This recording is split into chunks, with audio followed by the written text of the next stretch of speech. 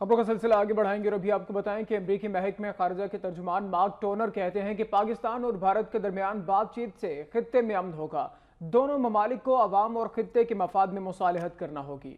Washington में media से गुफ्तगू करते हुए अमरीकी महकमे खारजा के तर्जुमान मार्क टोनर ने कहा कि अमरीका का मसला कश्मीर पर मौक़िफ़ बिल्कुल वाज़ेह है।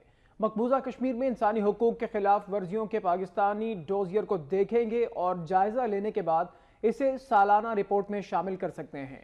उनका कहना था कि पाकिस्तान और भारत को अमन पर बातचीत की तरगीब देते हैं। पाकिस्तान को और भारत को अवाम और खित्ते के मफाद में मुसालहत करना होगी। उनका मजीद कहना था कि अफगानिस्तान में तालिबान से अमन मुज़ाकरात मुश्किल होते जा रहे हैं।